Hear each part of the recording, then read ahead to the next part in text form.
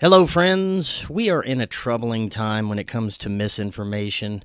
Here at Forbidden Knowledge News, I've always taken an unbiased, open-minded, and responsible approach to presenting my own theories, and the views of our guests do not reflect that of my own. This show is for entertainment purposes only, and any information presented during this show is a live-action role-play scenario. Conspiracies are definitely fun to discuss in a responsible way. My suggestion to everyone that has an audience and presents theories and possibilities should present them as such, and in no way present unsubstantiated information as truth. All that being said, enjoy this episode.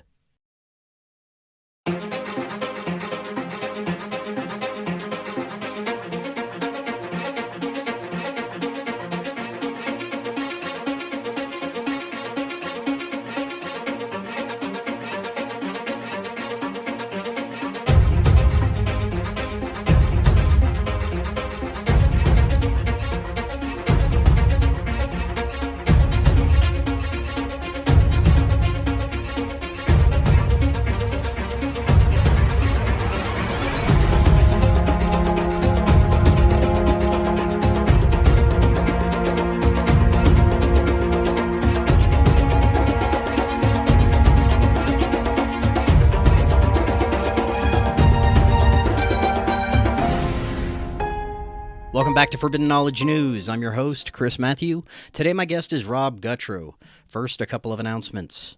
Looking to start your microdosing journey? Check out Brainsupreme. Brainsupreme contains the highest quality ingredients to start your microdosing journey, guaranteed. And right now, until November 1st, you get 25% off your order when you use code FKN25 at checkout, or just click the link right in the description. Learn more by visiting their website, brainsupreme.co. Also, watch the Forbidden documentary, Occult Louisiana. That's on Tubi and multiple streaming platforms. Be sure to get a Rokfin premium membership, rokfin.com/FKN Plus, and always be sure to download our audio podcast directly through Spreaker. Today I want to welcome back to the show Rob Gutro. He is an author, paranormal investigator, and medium with Inspired Ghost Tracking of Maryland. Since he was a child, he could receive messages from ghosts or spirits who have crossed over. As a scientist, he also provides scientific explanations about how energy is the baseline for the afterlife and the medium that entities use to communicate. Rob, welcome back. How you doing? I'm doing great. Thank you so much for having me back. Yes, I've been looking forward to this. We are continuing our Halloween episodes, and we're going to discuss the research that you've been doing, and you have a new book that's going to be coming out. We are lucky enough to get the first mention of this, so very much looking forward to that. And we're going to get your insights into other types of spooky occurrences, hauntings, contact experiences, and different realms of the paranormal in general. But before we get into any of this, it's been a little while since you've been on. Remind the audience a little bit about yourself and your work. Sure. So thank you. So I'm a medium. I'm an author. I have 12 books out right now. I specialize in pets, so I'm known as a pet medium, a paranormal investigator. So I work with people, earthbound ghosts and spirits who've crossed over. I differentiate between the two. In my daytime job, I'm a scientist, or I was, because I just retired. So I use science actually to explain how the paranormal works, the science of energy. I thought we could start with hearing a little bit about what you've been working on with your new book. It's going to be released soon, and I'm looking forward to hearing a little bit about it. Could you give us a little synopsis? Sure. So recently, back this summer, I was invited to do a paranormal investigation in an estate in Weymouth, Massachusetts, south of Boston. And this is a very known haunted place, and it's run by the town. the interesting part here is that I was invited by New England's only paranormal drag queen. And it's fascinating. And the reason she dresses in drag is that she says it confuses the ghosts and they want to know what's going on there. So it makes the activity really ramp up. Interesting. And I actually saw that. It was insane. Um, so we encountered three ghosts. We were able to prove the identities of two of them, and the other one was was an outsider. But it was all night, and I thought it was going to be a chapter in a book, honestly, Chris, and it turned out to be there was so much, and one of the ghosts had a really challenging personality, so it became an entire book. Interesting. How did the spirits manifest themselves to you, or at least how did you perceive them? Oh gosh, there was a whole bunch of different ways. So they used uh, my colleague's name is Monique Too Soon. That's her name, and she's been doing this for a long time, and she goes around the East Coast doing paranormal investigations. So she knows how to ask questions, and she was really great at that. They also had a lot of paranormal equipment from uh, temperature sensors to anything that was touch sensor oriented, um, a voice activated program used through a computer. And of course, being a medium, I can hear them, I can see them. And I actually sketched out two of these ghosts. So those will appear in the book. You said there was a challenging type of spirit. Would you be able to tell us a little bit about that interaction? I don't want to give too much away, but he was very controlling, and he was trying to control the other Mm. one and prevent the other ghost from communicating. Did this investigation So end with any type of resolution, or do you still consider it haunted? it is, yeah, it is very much haunted. We actually have to go back because we were prevented from crossing over uh, one of the ghosts, and that's also the mystery in the book too. So the book is called Haunting of Emery Estate, and it will be out January 1st, but it's going to be available on pre-order by November 12th. Could you tell us about some of your earliest experiences when you first started to realize that you could perceive things a little differently?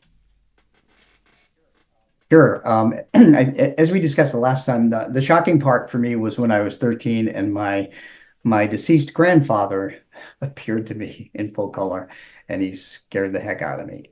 Um, so that was the beginning.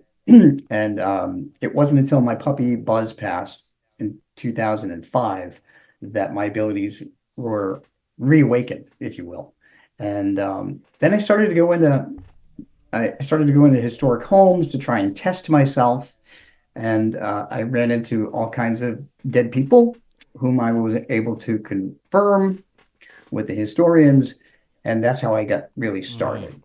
Have you ever come across anything that you would consider malevolent or even non human in nature?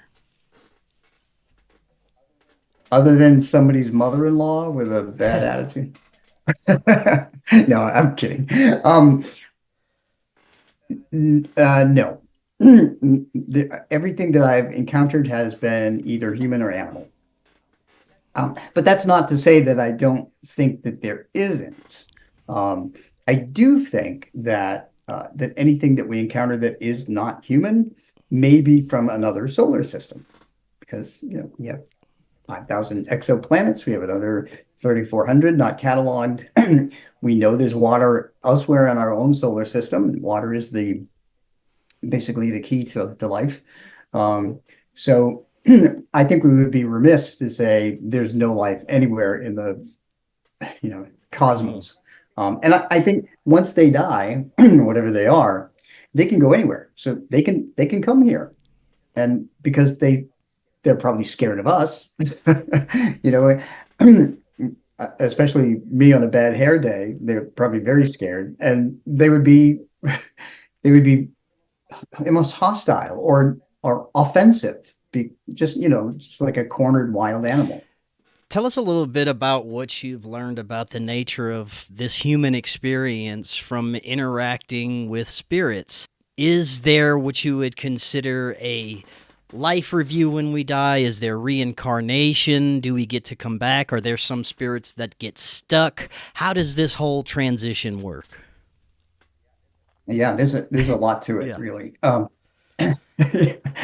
That's a big Yeah, loaded we got time. question. We got So, time. all right. So yes, when we die, um, right after the physical body dies, we do get a quick life review, and we see what we did well, what we did not so well, who we loved, who we hurt, um, and then from there, that life review enables us to make a choice about what we're going to do.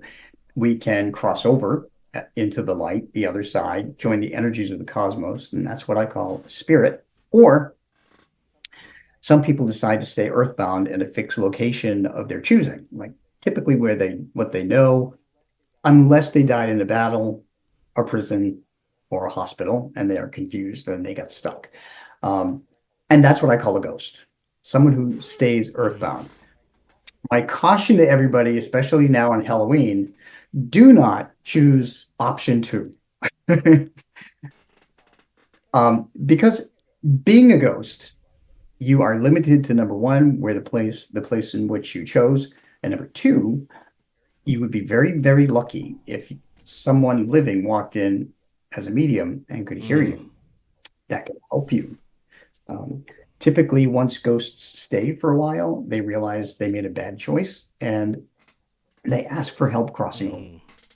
Would you consider the afterlife to be based on our perspective when we are living? If we had lots of trauma in our life, if we maybe did some unsavory things, that the afterlife would reflect that? Or is it just mean we will be stuck here for a period of time?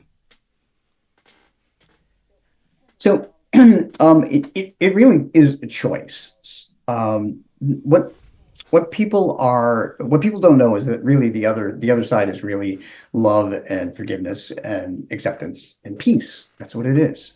There is no fiery pit, despite what some have been taught. I think that concept came up because they wanted people to really do the right thing. So they scared, you scare people into anything. Fear is really not the answer, by the way, on how to get people to live their life. We can't live a life in fear. We have to live a life of love and acceptance and kindness. And that's really a big message, especially from spirit that I hear all the time. Let's talk. Oh, go ahead. If you were Um, going to say. yeah. No, that's really it. That's the big message from Mhm. spirit. Let's talk a little bit about your scientific based research into how spirits interact with us, the energetic medium that they utilize. Talk a little bit about your understanding of this. So my understanding comes from science, and that is the foundation of energy. Energy is really what the paranormal is. Um, how I understand it works is really in the foundation of a thermodynamic law called the law of conservation of energy that states that energy can't be destroyed, only transformed. So if you think of the energy that we have in our bodies, the cell splitting, the thoughts and so forth that can be measured as little electrical impulses, um, that energy has to go somewhere when the shell dies. So that's what becomes a soul, that energy with memories and personality and knowledge. And after the choice, we go wherever. We cross over and become a spirit, or we become earthbound as a ghost. And those entities all use energy. Um, Depending on where you are, there's a difference in emotional energies. There's a similarity. Both use heat, light, water, electricity, physical energies. But ghosts will use negative emotional energies like fear, anxiety, depression, and anger to strengthen, to get strong enough to give you a message. Spirits of our loved ones, like our pets, grandparents, they use love, faith, and hope.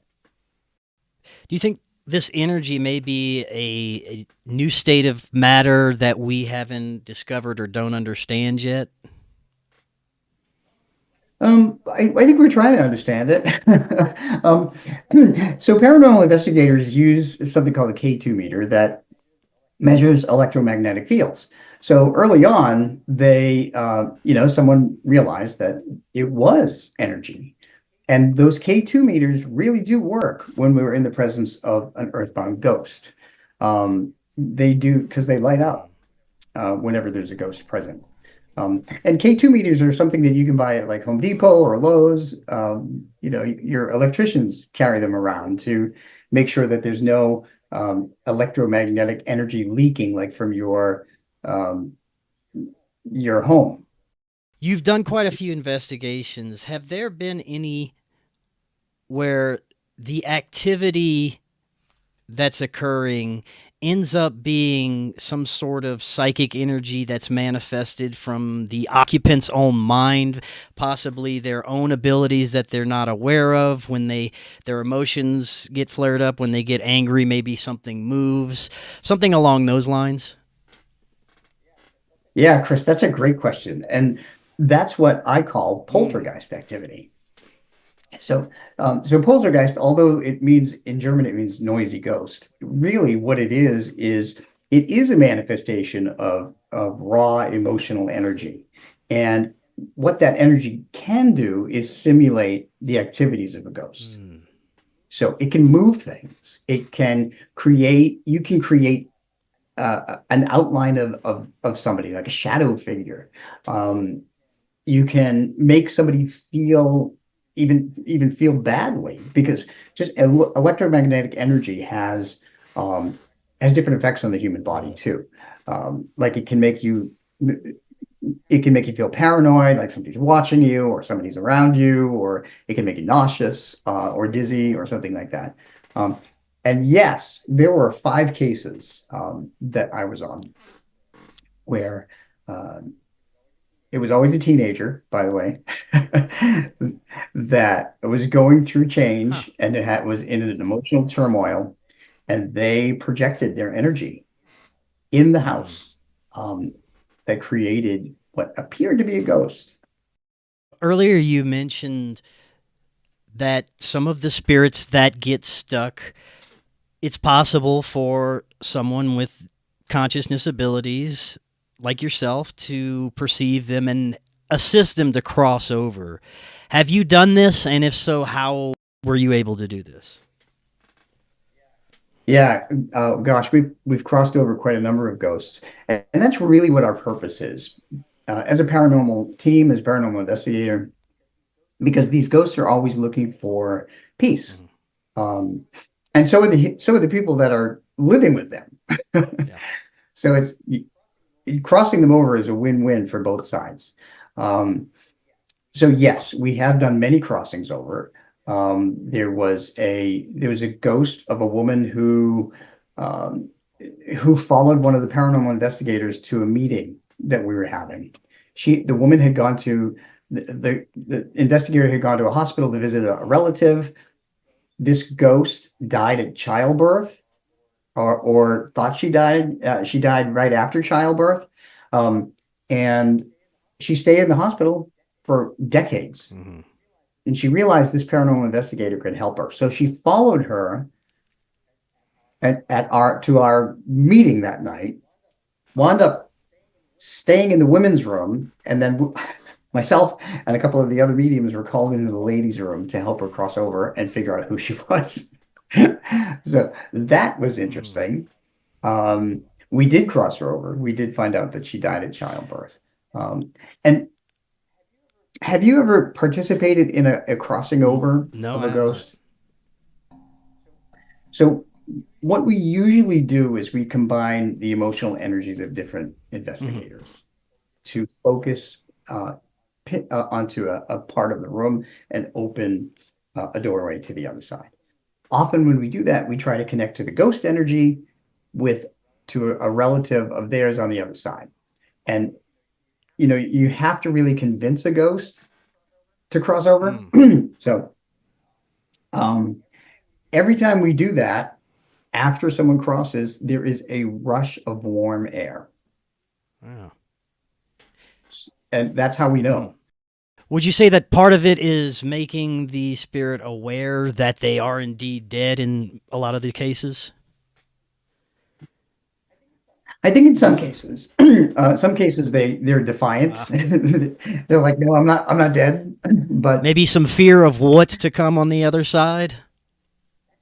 that's pretty much it. A number of people will stay behind because they absolutely fear crossing over. Earlier, you also mentioned that you believe that some of the activity may be attributed to other non-human entities, what we might consider extraterrestrials. And I have had many different researchers. I've had my own experiences where there seems to be some strange crossover with a lot of people's contact or extraterrestrial abduction experiences. And then they'll also have strange spirit or poltergeist activity at their home that coincides with it.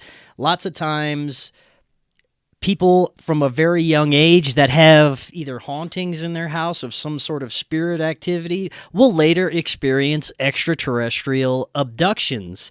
And I'm wondering if a lot of the more negative experiences that people claim to have that they believe is a haunting or spirit may actually have something to do with these other non-human intelligences. What do you think? Yeah, that's a good question. I mean, it very well could be. It does bring a correlation to it. And usually the only things that really are that angry in as a ghost are or spirit, if you will, would be extraterrestrial, in my opinion. Have you ever had any experiences with this or anything that you couldn't classify? No, everything's been human or animal. There have been some pretty nasty ones, I will say, but they were nasty in life, so they're going to be nasty in death as ghosts. Um, it's my understanding, though, that when people cross over into spirit, that um, at least humans, they acknowledge that they did bad things and they amend their ways, which is why when people go to medium readings, that a parent or sibling or somebody will come through and say, I want forgiveness for my actions. So, Do you yeah. believe that there are lower vibrational spirits or non-human spirits that some would consider demons? I lump I lump the demon thing together in with the I see, extraterrestrials yeah. because I don't, yeah, in my books, I only use energy as the basis of this. And I always tell people that if they are of any religion, they can apply their religious beliefs to it, to the science of energy. But I would think that demons would be, again, something otherworldly. Yeah, it's very Yeah. interesting, especially when you see the similarities and crossovers in people's experiences. I thought maybe it's Mhm. Halloween. You could tell us about some of the most profound experiences you've had, maybe some scary experiences in investigations or otherwise. Sure. One of the most scary experiences actually happened after I left the building in one particular investigation. Um, the Inspired Ghost Tracking Team and I were in a place called Cocky's Tavern up in Maryland, and it's an historic tavern that's been around for hundreds of years, and it's haunted. And in one particular case, in one particular time, I went into one of the rooms on the first floor on the right hand side where there used to be a bar and so forth back in the 17 1800s. And there was a man there who he felt very hostile. He did not want to speak to me, even though I was there asking questions over and over again. And I sensed that he was getting irritated. So I left. I didn't want to, I didn't want to antagonize him. And when I came home, the manager of the group, Margaret Ehrlich, had played a recording for me because She went into that room after I left and asked the ghost questions. And the response was on the recorder, kill Rob. Oh. Yeah. And it was very Mm. clear. So, yeah, that was probably the most unnerving Oh, wow. one because I sensed that he was Mm. hostile. And that's why I didn't further antagonize him. There are some that have been heartbreaking, certainly, Sure. um, particularly with Mm. pets, because people make their own decisions. um, Pets sometimes do things that they think are right, and they suffer for it. In one particular instance, I was doing a reading for a woman whose cocker spaniel passed away as a puppy. Um, she was out when the dog passed. Her husband was watching the dog. The dog went outside in the backyard, as he always does, came back in, and then he wasn't responding. And when she was called home, she watched him call the emergency vet. They said, you can watch him for a couple of hours and then bring him in. She said, I will watch him. When she came back to check on him 2 hours later, he had passed. And she didn't know why. I mean, he was a puppy and he didn't get into any chemicals or anything in the house, but he showed me plants that he was eating outside. And I conveyed this to her. And I said, this is what took his life. And I looked up a list of toxic plants to dogs and cats on the SPCA website, and I sent it to her, and she was able to identify several of them in her Oh, wow. backyard. And so that was terribly tragic to me. And but his lesson, and his name is Clancy, and he's in my Pets in the Afterlife 2 book, I think. His story is in there. She let me share that because it's important for other pet parents to understand that. And there are so many toxic plants that are common household plants that people should be Mm. aware of. Would Yeah. you say that dogs in particular are more conscious and aware that we give them credit for? Oh, absolutely. Yeah. Yeah, they are. I mean, as you can see, I'm wearing my Halloween Weimaraner shirt today for this occasion. And I'm a dog dad. I have 4 dogs in spirit. We have three living dogs. They take in much more information than we think Mm. they do. Um, After all, they learn the same way as children, and they learn language, they learn routine. The same thing, and they can learn words that you may not think that they learn. Um, I did a reading for a dog, and he kept telling me about Taylor Huh. Swift, and his. It turns out when I sent that to the pet parent said, my daughter always took the dog up to her room after school and played her Taylor Swift, her favorite song, her favorite singer. And my daughter's even been told she looks like Taylor Swift. So that dog picked up Taylor Mm. Swift and was able to convey it to me, who had no idea. I mean, that was the first time a pet had actually communicated with me the name of a singer. Very interesting. So, yeah, so they take in much more information than we give them credit for. How do they communicate with you in the afterlife? Is it images or feelings or combination? It's both. Yeah, it really is both. So I hear words, whatever words um, people or pets can learn, they can convey to me. Um, it is feelings too. Both people and pets will share feelings of how they passed. So as a medium and a paranormal investigator, I've felt heart attacks and kidney failure and cancer, and I've been hit and punched and kicked, and I've hit, cut by a sword, shot, Hmm. everything. So yeah, so they do all of that. What kind of animals have you communicated with in the afterlife? Only domesticated Okay. animals, because we really have to be able to relate to them, and they have to be able to relate to us. So, a coyote that doesn't come into contact I with see. humans has no way to communicate with a human because they can't Mm. relate. So there's no way that I can really get anything from them. Um, However, animal communicators are a different gift. Animal communicators communicate with living animals.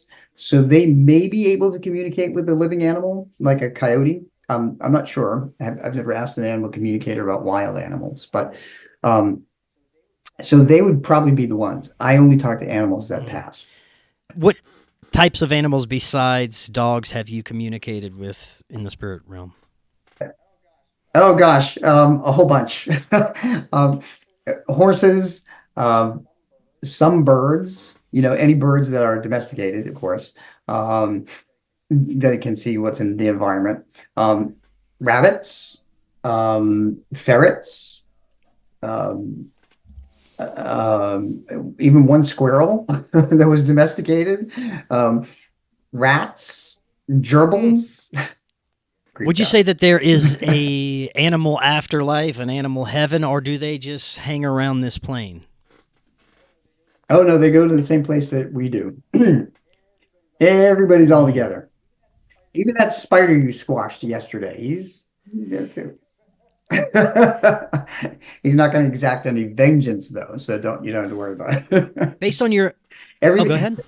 Yeah, every living thing has a soul, basically. Based on your understanding of the afterlife, would you say that there are different layers, different levels? I've had different understandings come on and then talk about how there are multiple levels from the astral all the way up to source and all the way below, but I'd love to get your understanding. Sure. I've only been made aware of 3 levels, but there's probably many more that I'm not aware of. I mean, this is just my experience.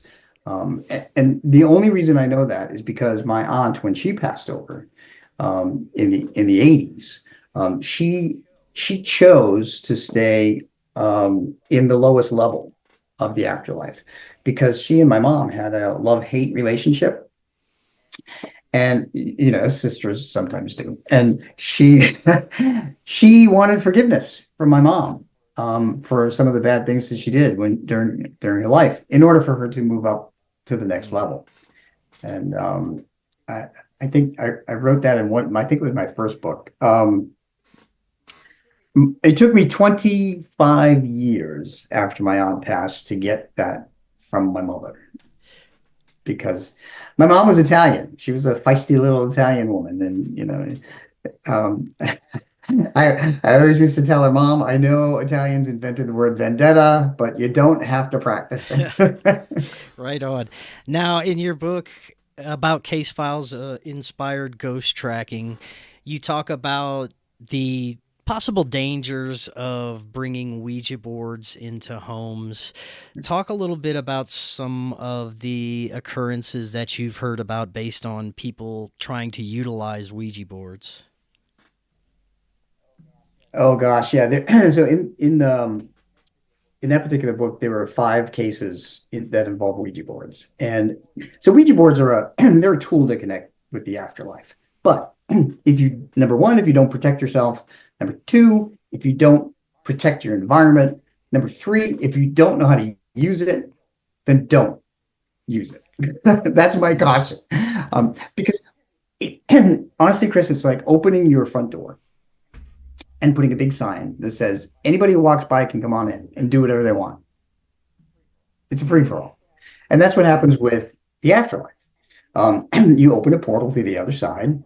Sure, you might be able to connect to your grandmother briefly for a time and get her to answer a couple of questions. But when your grandmother is connecting to you, you don't realize that that door is still open and that others are coming through. And usually the ones that want to come through don't have very good intentions. So in one particular case that really troubled me, there was a family of 5, and after the oldest daughter opened this portal using a Ouija board, there became a heaviness in the house, an actual heaviness in the air. And we sensed it when we walked in. And all 5 people developed serious illnesses. So the negative energy just emanated from that portal and spread throughout the house, and everybody got physically sick. Wow. So yeah, don't use Ouija boards. While we're talking about spirits that can attach themselves, have you experienced this? Hitchhikers, spirits that seem to cling to people that come into contact with them and follow them different places, even to their homes? So previously we mentioned the woman from the hospital that followed that inspired ghost tracking Right. group person. It doesn't happen very often, but what I found is that earthbound ghosts will try to attach themselves to someone that they trust that can help them. Mm-hmm. And in that case, that woman thought this person could help her cross over, and she was right. We did. We were able to do that. And in another instance, in a story I call The Burned Ghost, a burn victim attached herself to the nurse who was watching over her and caring for her um, as she was suffering, and eventually the girl passed. But the girl attached herself and followed the nurse everywhere. And when the nurse came home, we were there with the husband. When she came home, that ghost came with her. Because the ghost thought that since she took such good care of her in the hospital, she could also help her cross over and find peace. And we actually wound up crossing her over. But to answer your other question, yes, I have had a couple of experiences where ghosts attach themselves to objects. Do spirits tend to attach themselves mostly to places they're familiar with, or have you found spirits that are lost in other locations other than their own homes?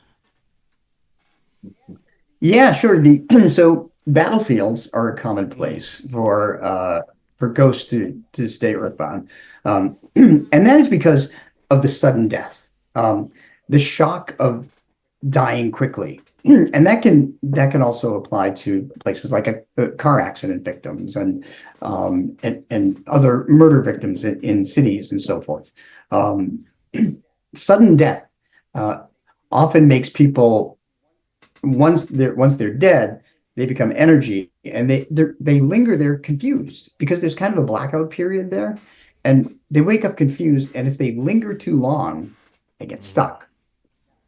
Now, I posited that because uh, ghosts and spirits are like energy. They're like a battery, and over time, that energy charge wears down, and they eventually don't have enough energy to cross over and open that doorway, which is why they get stuck. Interesting. But hospitals and prisons are the same. Mm. Prisons mostly because they fear crossing over to the other side. And you've done investigations in some prisons before? Just one, and that was enough for me, really. Tell us a little bit about that. It was it was a prison that was going to be torn down in Jessup, Maryland, and it wasn't even an investigation. It was actually the state had opened up the prison for people to tour to see what the conditions were like before they tear the building down, just so you can get a historic perspective of what it was like. And even as recent as the year 2000, this particular prison did not even have air conditioning. And as you know, the summers get really, really hot, especially in Maryland. So when we walked in there as tourists, if you will, on a historic mission, I could hear all of these, and they were men. They were male voices, and they were all angry. And I really did not feel comfortable staying in there because you think of being face to face with a prisoner who committed murder, and he's invisible, and you're not, and he's probably easy to anger. So it's really not a good situation, and I don't like to be put into it. Would you say that some spirits have more ability to affect matter in the material realm than others? Yeah, sure. But and that depends on how much energy they can accumulate. So they can draw energy from those physical Hmm. sources I mentioned earlier, like heat, light, water, electricity, and so forth.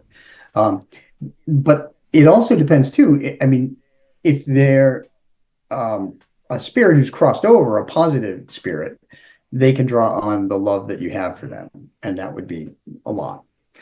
If they're negative, if they're earthbound ghosts that draw on those negative emotional energies, um, your anxiety, your fear, that's going to power those ghosts up to do something. And it could be anything. I mean, from pushing somebody to tapping somebody to creating a cold spot and drawing the energy out of the atmosphere, um, making noise, calling their name, whole Hmm. host of things. Yeah.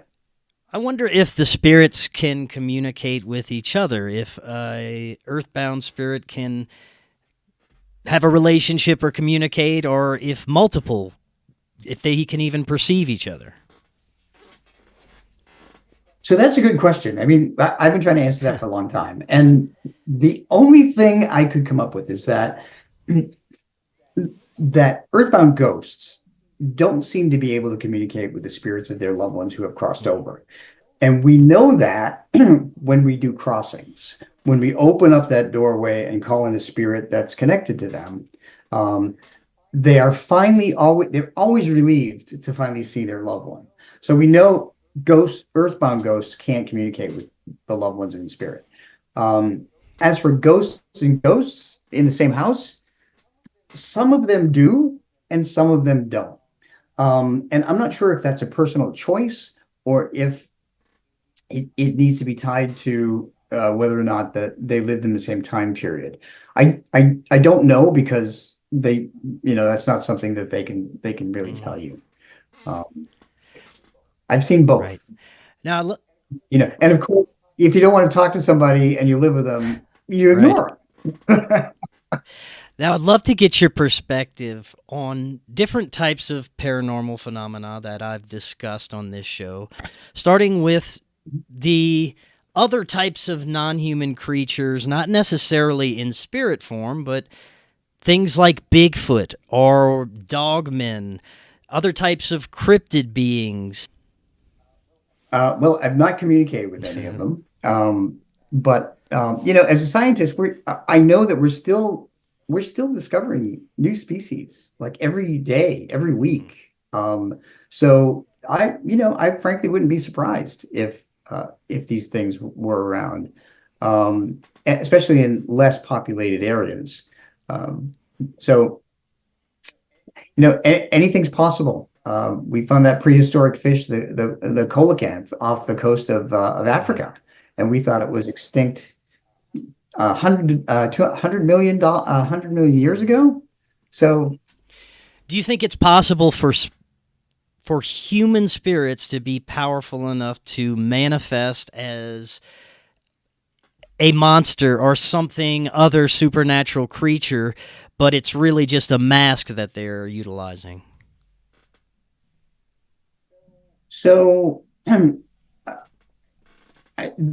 so that there's a twofold answer to this. So spirits are the ones that I call spirits the ones that crossed over. So those would Right. not Okay. want to do that and Yep. scare anybody. Earthbound ghosts, however, are a different story.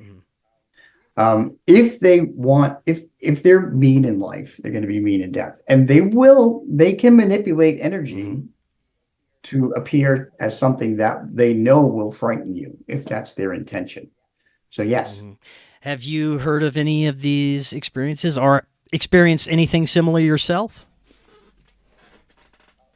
uh, No, not really. I mean, I've seen shadow Mhm. images, shadow beings. But I explain shadow figures as earthbound ghosts or spirits that just don't have enough energy, so they appear as a shadow. So the spirits that are able to gain more energy, whether it's from negative or positive sources, may appear differently based on how much energy have accumulated. Yeah, that's it. So when my grandfather appeared to me in full color, he obviously had a lot of Hmm. energy, um, because it takes a ton of energy to appear in full color. And that's why people who see pets in their home that passed away will often see the pets in shadow. Um, a lot of people will talk about cats that their cat that had passed that like to stay on their same location, their favorite spot, if you will, and they'll see a shadow there, and then suddenly the shadow will just dart, just like a cat. Mm. It's just because the cat doesn't have enough energy to appear in color. Are there cases that you've come across where there are pets that still have something to do in the earthly plane and they can't transition yet? So there have been three ghost pets that I've encountered. Two of them are cats, and I really couldn't fathom uh, what their purpose was, what they wanted, why they wanted to stay behind. But there was a ghost dog that I really got to know because he inhabits a museum in England. It was the home of Sir John Soane, who was a an architect in Britain, and it was his wife's dog.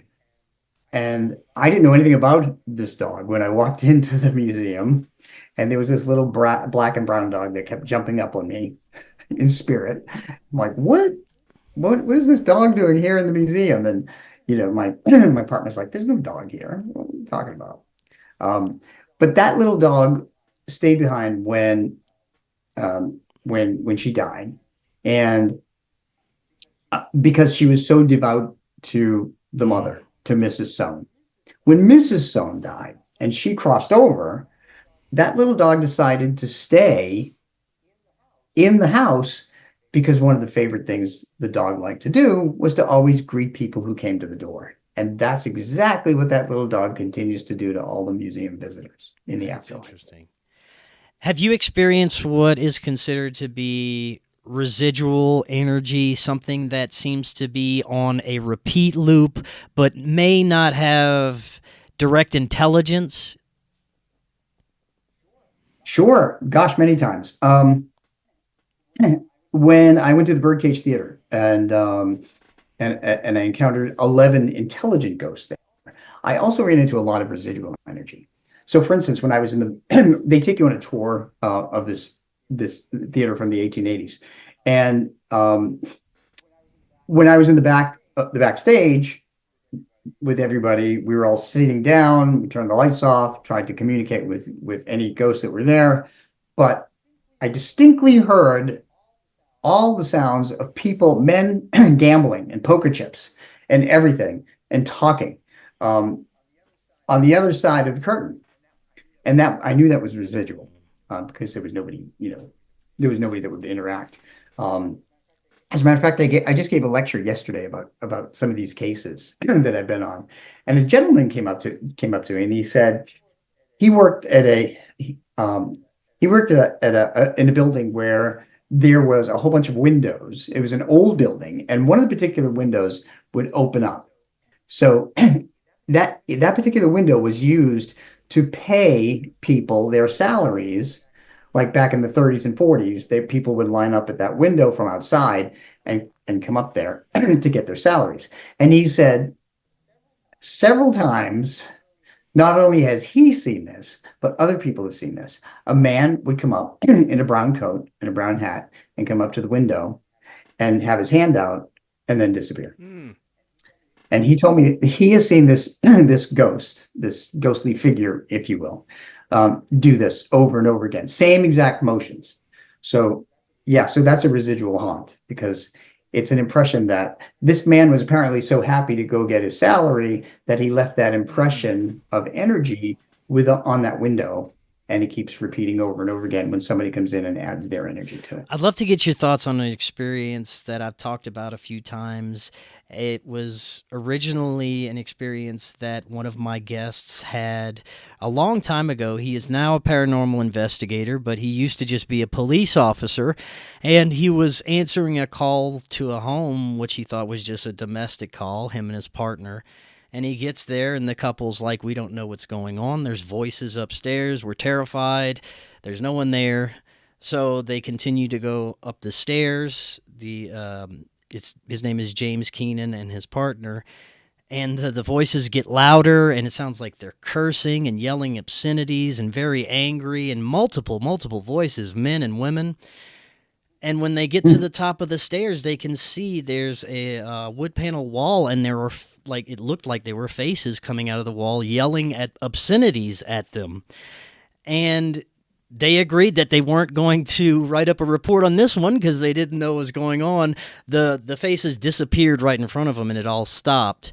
And they ended up just leaving, not knowing what the hell just happened. But it turns out, James found out later that this couple had lots of domestic issues, some violent arguments multiple times, and he believes that it was the negative energy that manifested into these yelling, angry voices. What do you think? It could be. There are two possibilities that I see. One, that yes, they could create that residual energy if they did a lot of arguing in that room. Two, there could have been another couple that lived there that were very argumentative. And when they were arguing, they were impressing their emotions on the walls of that room. And so when somebody brings their emotional energy, that's just going to light it up again. And it could be audible. I mean, it takes a lot of energy, certainly. But if somebody is that angry at somebody else and they're continually yelling at them, that's a lot of anger, a lot of emotion to put into the structure of a building. And that can come out that way too. So to me, it's either or. Have you had any experience in clearing any type of residual energy, and is it possible to do so? You can clear some residual energy. You just have to invite light in. We've told people to paint their walls lighter. We went to this place, this one house that was, I call it the House of Darkness, and that there's a chapter in my Case Files of Inspired Ghost Tracking book about that case, which is the same thing. In this particular case, this couple painted their bedroom black and had black curtains. And I think even their ceiling was black. So the first thing we told them is, hey, you need to put lighter colors on your wall. If you want to purge this negative residual energy, you need to bring lighter colors. You need to open the shades and bring light in. Play soft music, light candles. Do things that will make the mood in the house better to purge this stuff. Of course, you can also use sage. And as a funny aside, in one particular investigation, our manager Margaret Ehrlich brought sage to burn, actual sage, the plant, and she was burning it and stirring it, and it created a big smoke screen in the basement of this person's house when we were investigating. So we had to open all the windows. Well, I hope it got rid of the negative energy at least. It got rid of some of the living too. Going back to transition between life and death, there's some that speculate there is a difference between being buried and cremated as far as the release of energy. Would you agree with that?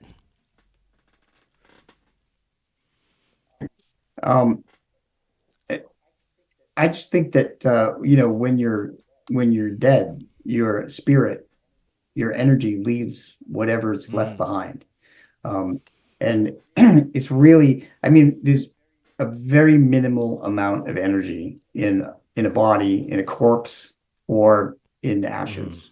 There's always going to be a little bit of residual energy there, but no, to me, it has absolutely nothing to do with the spirit. Because otherwise, what that would mean is that some people that pass over would be like half people. Maybe they'd be like 4 feet shorter, or I'm just kidding, but they wouldn't be a complete soul. And I've never run into an incomplete soul. Everything is a complete soul. We discussed how you believe that the the negative experiences people have as far as something that could be non-human may be attributed to extraterrestrials. Now, what about the opposite side of the spectrum, very positive experiences with what people consider to be angels? Do you believe that there are Mhm. angels? Sure. I wouldn't call them angels. I would call them positive emotional energy or positive beings that may never have taken on corporal form. Um, so, so yes, I mean, in the realm of energy, anything is possible, and anything that may just only be energy and much more intense energy could certainly be something that is much more positive. Um, so yes, I mean, you can refer to them as angels because you have to call them Right, something, right. really. What about thought forms, egregores, ideas, our imagination, and the energy that creates? Some believe that this can even take on a life of its own and have effects that people may confuse with hauntings or spirit activity. I think that really comes back to the poltergeist Okay. um, Mhm. idea. I really, yeah, I really do. And poltergeist activity, the projection of emotional energy, can impact somebody else emotionally, um, and influence their behavior. Um, certainly. So I really think it's the same kind of thing. Now, for the last few minutes, I want to talk a little bit about Ghosts of Ireland on a medium's vacation. You have visited some castles as well, is that right? I did, Yes, what yes. was that like? I've always wanted to visit one of those old Irish castles. There's always, speaking of residual energy, there's always a lot of residual energy because of all of the different things that happen in these castles. So there's a lot of residual energy imprinted within the walls. Um, Most of the castles there were in ruins in part, so they were exposed to the outside elements.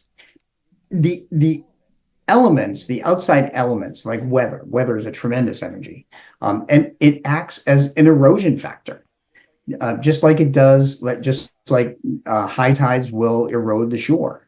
Um, Weather energy can erode energy that's been imprinted within a structure. So some of these structures that have been damaged really didn't have a lot of residual energy left in them because they're exposed to the elements. Mm. So, and that was disappointing because it would have been, would have been really cool to experience what people back in the Mhm. 1100s or the 1500s experienced in those particular rooms. And I couldn't tell. There was one particular castle, I think it was Bunratty Castle, um, where the upper part was in part in ruins, but the lower part was intact. And when I went into one particular room, it was just a wide room, and it's all, of course, all stone with a couple windows, and it's on the first floor. I suddenly smelled hay in there, and I'm like, this is weird. There's nothing in this room, absolutely nothing. It was bare. And then I heard like clanging, like a blacksmith, and I turned, and sure enough, there were a couple of ghosts in there. Um, and and I heard a horse. And I'm like, what? I don't see a Huh. horse in here. I don't feel a horse in here, but I heard a horse. Um, Later, I found out that at one point in history, I think it was after World War One or before World War One, they were horses that were brought into that particular big room, and it was used kind of as a stable. Mm. Interesting. So there was that residual energy, but before that, there was blacksmith working in there Mm. way back hundreds of years. So there was both intelligent and residual at the same time, and different time Mm. periods. Now, you were able to pick up on some of the possible tragedies that had occurred throughout history in some of these places, right? Sure. Yeah. There there was a lot of tragedy. A lot of the places in Ireland were subject to Viking raids. Um, and they used to build these round towers where the people would go, particularly some of the Christians that would stay there, like monks. They would grab their books and so forth and take them into these round towers, who only it had an opening that was like 14 feet high, so you couldn't get in it from the ground. They had to use a ladder, and what they would do is they would go in there and then they would pull this ladder up. Um, and there So they would go in there, and then the Vikings would probably either set fire around there or something. um, in one particular instance, this fortress slash castle called the Rock of Cashel um, was subject to an attack by someone who wanted to overthrow um, the people that lived there. And what he did is he had his army line up hay against the walls of this castle and light them on fire. And I didn't find out any of this until I came home, because I was trying to figure out why, when I went in this particular room, there were ghosts who were making me cough, and it smelled like smoke. And this was like, I don't know, 600-700 years ago. So, there's no actual odor of smoke in there anymore. And I have a bad sense of smell, so I couldn't smell anything, even if it was in front of me. But I smelled smoke, and I kept coughing. And so I called that the chapter of the smoky ghosts, because what they did was they basically smoked them to death. They died of smoke inhalation. Wow. Rob, thank you so much. This has been fantastic. Before we close out, let the audience know how they can find out more about you and pick up your books, if you have social media, all that good stuff. Sure. Thank you, Chris. So yeah, they can find me on robgutro.com or petspirits.com. I have 12 books. They're all behind me in a banner as I'm talking to you. Everything's available on Amazon. It's all under $10 because I want people to read them and learn from them based on my experiences. I'm on social media: Facebook, Instagram, LinkedIn, Threads, YouTube, you name it. And if you would like, I'd be happy to share a sneak peek at the cover of the next book that nobody has seen. Yes, and yet. when can we expect this book? So it will go on pre-sale for Kindle on November 12th, and then on January 1st, everybody who pre-ordered will get their Kindle, and you can buy it on paperback. And it's called Haunting of Emery Estate. And this is a look at the cover. Excellent. Rob, thank you so much. This was great. Love to have you back on in the future. Until next time, everyone, have an excellent evening and happy Halloween. We'll see y'all tomorrow.